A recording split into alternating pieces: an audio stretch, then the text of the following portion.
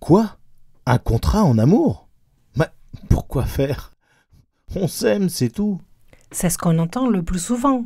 Mais est-ce suffisant pour construire des relations éthiques ? Buffet numéro 5, les accords. Épisode 1 sur 3, contrat de couple ou accord de relation. En cas d'amour podcast, Saison 4, l'amour. en chantier. Contrat de couple ou accord de relation ? Nous explorons dans cet épisode les accords de relation classiques et celui très différent que nous avons imaginé pour nous, ainsi que leurs conséquences.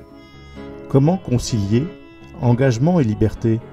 Est-il possible de s'engager dans une ou plusieurs relations tout en restant libre ? Comment imaginer des alternatives au contrat que l'amour romantique nous propose ? Explorons ensemble quelques pistes. Bonne écoute. Le thème de cette nouvelle session, c'est les accords qui mènent à une relation éthique ou à une relation saine. Quels sont les intérêts, les avantages, les inconvénients, les difficultés, et on part sur l'exemple de celui qu'on a écrit. Oui. Enfin, que tu as écrit surtout. Oui, en fait, on a eu plusieurs conversations où on a commencé à comprendre ce qu'on voulait partager. On a partagé nos envies, nos points de vue, ce qu'on voulait pas dans une relation, sur quoi on pouvait se mettre d'accord. Je ne sais pas pourquoi un jour j'ai eu envie. Ah oui, je sais pourquoi. C'est parce que je voulais faire ça pour des cours que je préparais. Mais c'est vrai qu'on a échangé autour de cette question-là. Si on avait envie d'avoir un contrat ou d'avoir un accord, comment on l'appelait. C'est intéressant. Oui, tout à fait. Et moi, je te disais que je préfère le terme accord, que le contrat me fait trop penser à la loi. Et que je n'ai pas envie de mélanger ce qu'on partage avec la loi. Donc, on s'est mis d'accord. Même si c'est la même chose. Même si c'est au final c'est la même chose, mais symboliquement, c'est pas la même chose. Oui, donc on s'est mis d'accord sur ce terme d'accord. Et je te disais aussi que je m'étais basée sur des conversations qu'on avait eues et qu'à un moment donné, j'avais eu envie de coucher sur papier quelques mots, quelques phrases sur ce qu'on partage et dans quel cadre on fait évoluer nos partages.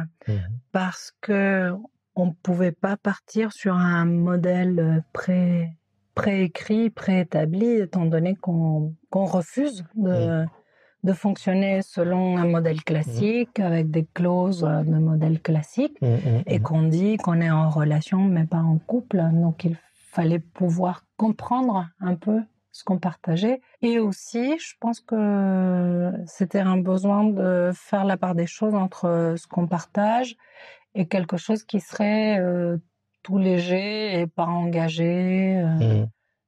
Parce que ce n'est pas parce qu'on ne fait pas d'une façon classique qu'il n'y a aucun accord ou qu'on fait n'importe quoi. Je pense que pour moi, c'était important. Il y a quand même toute une phase au début de la relation où au final on part d'une logique un peu classique de rencontre, et cette logique un peu classique de rencontre permet d'identifier les écarts que l'on a à l'intérieur de nous sur les attentes qu'on peut avoir dans une relation, et plutôt que de les nier et de rester figé sur les caractéristiques d'une relation classique, romantique, etc. On va plutôt faire ressortir dans notre communication, dans notre façon d'être en relation, ces éléments qui nous distinguent dans les attentes, dans les propositions, dans les exigences, dans les besoins. En tout cas, en termes de processus, j'ai l'impression que ça s'est un peu passé comme ça, c'est-à-dire qu'on ne s'est pas trop posé de questions au départ. Même si moi, de mon côté, j'avais déjà eu une réflexion sur le sujet et que j'avais déjà des critères et des exigences que j'avais posées et identifiées, de ton côté, c'était pas très très clair.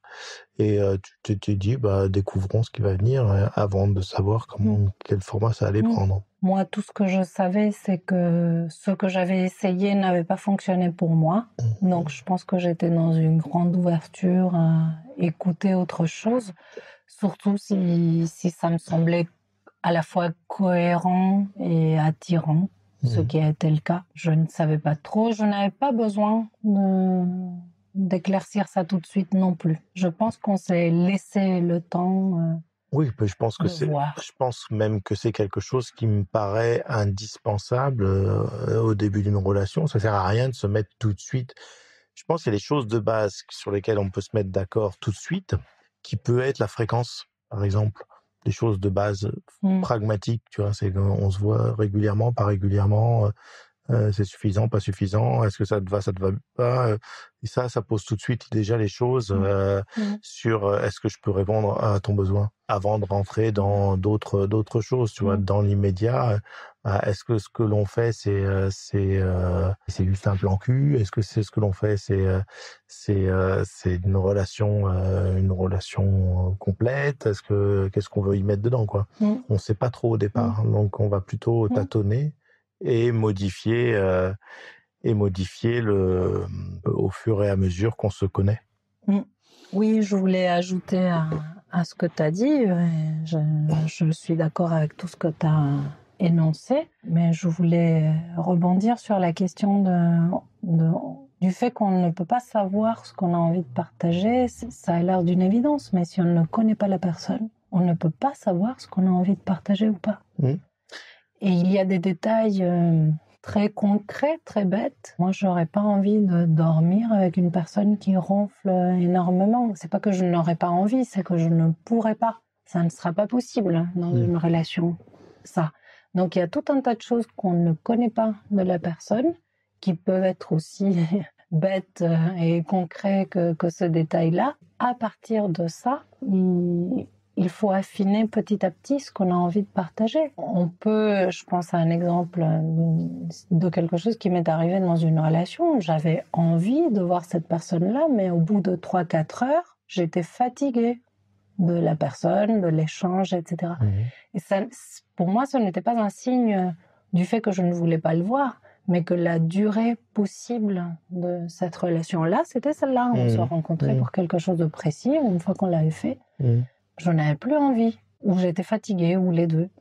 Donc, tout ça, on ne peut pas le savoir en amont, ou alors, on a déjà une case dans la tête et on veut que l'autre, il passe devant, on le prend comme un objet de consommation, on le met dans la case mari, on le met dans la case plan cul, on le met dans la case j'ai besoin de ceci ou cela en ce moment.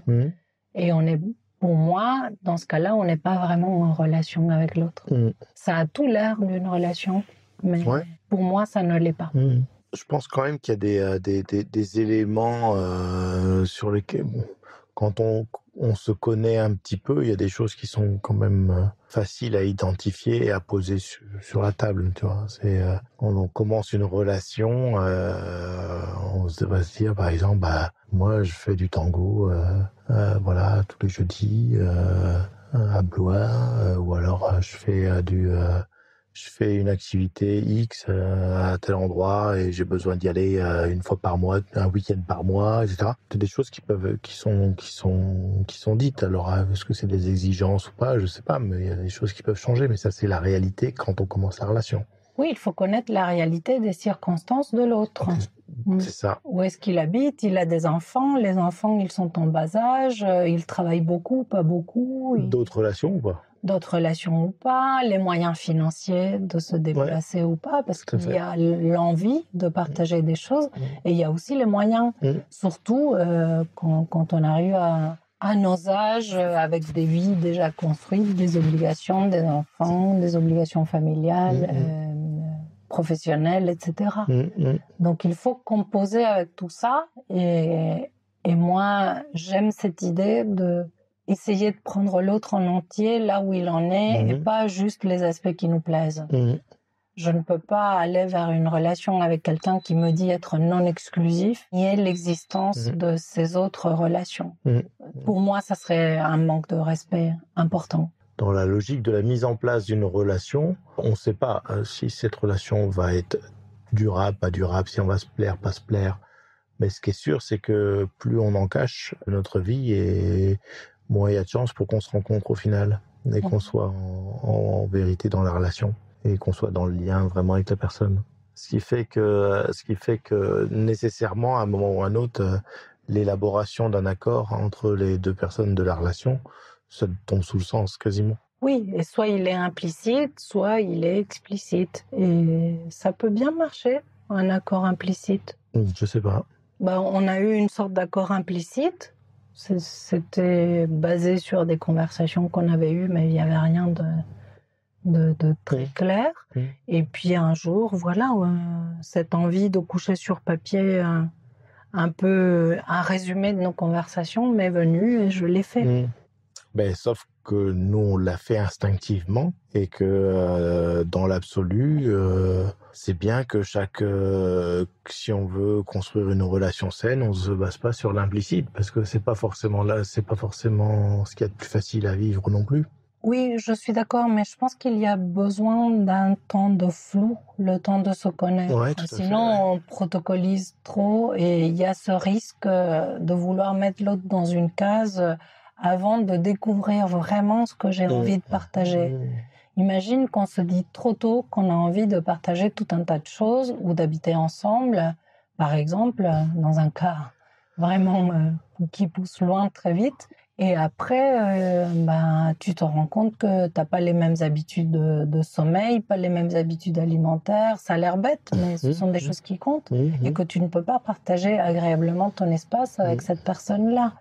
Donc, prendre le temps de découvrir vraiment ce qu'on peut partager avec la personne plutôt de ce qu'on aurait envie, ce qu'on imagine, un idéal, quelque chose qu'on imagine qui va nous satisfaire, nous combler, etc. Peut-être que cette personne, dans la réalité de ce qu'elle peut offrir, elle ne peut pas remplir ce qu'on avait imaginé. Je pense à la question de la distance. 100 km ne veut pas dire la même chose pour quelqu'un qui est très mobile et qui a les moyens, ou pour quelqu'un qui est moins mobile parce qu'il a des enfants en bas âge, pas beaucoup d'argent. Et 100 km, ça va être un obstacle à la relation. Et tout ça, on le découvre avec le temps. Ce qui est possible de mettre en place, ce qui est possible de partager, et ce qui est possible de partager d'une façon joyeuse et pas lourde. Donc il faut vraiment une sacrée sécurité, une sacrée assurance, je veux dire. Et une sacrée patience pour ne pas précipiter les choses, ne pas vouloir les clore ou les figer trop vite. Oui, et puis il y a des choses des fois qu'on peut figer malgré tout, et qu'on peut défiger aussi. À des moments, des choses, on se met des contraintes. Moi, je me souviens, avant de te connaître, de m'être dit que j'aurais pas envie de rencontrer et de vivre une expérience relationnelle avec une femme tout juste séparée, d'une relation longue. Voilà, ça c'était ma règle à moi, et pourtant je suis revenu dessus. Donc on peut revenir aussi sur nos propres règles, parce qu'on a aussi un contrat interne entre... Mais parce que tu t'es permis aussi de dépasser l'idée que tu te faisais de la situation d'une femme tout juste séparée, et que moi, c'est moi. Et que moi, je vivais cette situation-là à ma façon. Et qu'on a discuté de ça. Tu m'as posé beaucoup de questions sur comment moi, je vivais cette situation-là. Et comment je me débrouillais, surtout, de cette nouvelle situation, de la solitude, etc. Et je pense que j'ai répondu des choses qui t'ont convenu pour essayer. Oui, tout à fait. Pas pour partir tout de suite dans des tours et imaginer des tas de choses dont on ne sait pas si on a envie ou pas, vraiment. On a envie d'avoir envie, presque. Mais réellement, est-ce qu'on a envie? Est-ce qu'on en a les moyens? Après avoir démarré un peu dans le flou cette relation, toi, tu as pu identifier des éléments de contrat ou d'accord que tu as couché sur papier. Oui, et avant de le lire, cet accord, j'aimerais aussi dire que ça me semble important de l'avoir fait, ça me semble important d'avoir réfléchi à tout ça, Et ça me semble important de le partager aussi parce que soit on part dans un modèle de relation classique et dans une relation classique, et dans ce cas-là, on peut s'appuyer sur quelque chose de préexistant, avec des règles assez claires, un protocole, un modèle d'escalade. D'abord, on va faire ci, après on va faire ça. On va passer les vacances ensemble, après on va habiter ensemble, après on va acheter une maison, on va avoir des enfants, voilà, on connaît. Et que nous, on tâtonnait un peu dans l'inconnu et que peut-être que ce modèle d'accord peut inspirer des personnes qui ont envie de créer autre chose, de se sentir en vérité. Et après, ce n'est pas un nouveau modèle ou un nouveau protocole, mais nous, on peut partager notre accord et donner un peu d'inspiration ou un peu des idées à ceux qui ont envie de creuser le sujet. Et celles qui veulent réfléchir à leurs accords de relation. Et un accord de relation peut être un accord de couple ou pas. Nous, on a un accord de relation et une relation qui n'est pas une relation de couple. Après, ça dépend des définitions. On fait des choses qui peuvent rentrer dans des partages de couple quand on est ensemble. Mais à chacun de au moins réfléchir au modèle qu'il a envie de créer et de partager. On réfléchit pas trop. Ok. Est-ce que tu veux nous lire? Oui. Donc, ce que moi j'ai couché sur papier à partir de nos échanges et que je t'ai lu et tu as été assez d'accord avec ça. Donc, ça dit ça. Notre accord consiste à nous ajuster mutuellement quant à nos envies et possibilités, vivre en vérité, être honnête entre nous, respecter nos libertés respectives, ce qui est différent de se les donner. Et je pense qu'on va devoir revenir sur ça. La différence entre respecter la liberté de l'autre et lui octroyer cette liberté-là. Être là pour l'autre dans la mesure de nos possibilités respectives, énoncer avec bienveillance et respect nos envies ou besoins de changement dans ce qu'on partage et nos mécontentements éventuels. Soutenir les envies, la liberté, l'autonomie et l'épanouissement de l'autre, même au détriment de ce qu'on partage ou des changements éventuels dans la relation que les changements de l'autre seraient amenés à demander. Exprimer nos demandes le plus clairement possible et être capable d'accueillir une réponse négative à nos demandes. Le but de ce qu'on partage est de nous apporter du bon et de soutenir le développement et l'épanouissement de l'autre dans le respect de sa liberté. Et la dernière phrase qui nous a demandé beaucoup plus de réflexion et de réécriture et qu'on a fini de peaufiner ensemble avant l'enregistrement, dit: la durabilité de notre relation n'est pas pour nous un but en soi, mais la conséquence de l'engagement réciproque dans des partages. Ça aussi, il va falloir y revenir pour expliquer un peu ce qu'on entend par là. Il y a deux choses que je voudrais dire et après je te passe la parole. C'est la première question sur laquelle on a dit qu'on reviendrait, c'est la question du respect de la liberté de l'autre, qui est très différent de lui donner la liberté. Moi, j'estime que je t'ai rencontré, tu étais un être libre. On s'est mis d'accord pour certaines choses. Ça ne t'enlève en rien ta liberté, qui reste toujours la tienne. Il n'y a pas un accord classique de couple qui viendrait limiter, restreindre pour après octroyer un nouveau, mais sous condition un peu. Donc ça serait moi qui ai le pouvoir de te dire oui, le tango ça va, mais le golf j'aime pas, ou ça fait trop de soirées en dehors de la maison, ou ce type d'aberration auquel on veut pas adhérer. Donc pour moi c'est essentiel de dire que dans notre accord on respecte la liberté de l'autre. Ce n'est pas que tu me donnes la mienne et moi je te donne la mienne en retour et on peut s'enlever cette liberté-là parce qu'on a changé d'avis, parce qu'on a trop peur, parce qu'on traverse une période difficile ou peu importe, par jalousie, peu importe les raisons pour lesquelles je pourrais avoir envie de t'enlever ta liberté. Dans notre accord, ce n'est pas possible. Par contre, c'est possible d'accueillir tout ce que tu aurais à dire sur le fait que tu te sens pas libre ou tu sens que j'essaye de contraindre ta liberté ou au contraire ma liberté te dérange ou va savoir quoi. Tout peut être accueilli et rediscuté.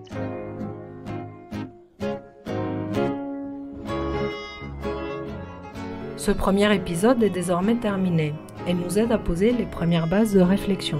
Le prochain nous aidera à imaginer un contrat sur mesure. Votre soutien nous est toujours indispensable pour du contenu sans publicité. Visitez notre page web encadamour.com où une cagnotte est prête à accueillir vos contributions. Et si vous avez envie d'aller plus loin dans une réflexion accompagnée, dans un espace plus intime, ou nous faire part de vos réflexions et commentaires, écrivez-nous à contact@encadamour.com.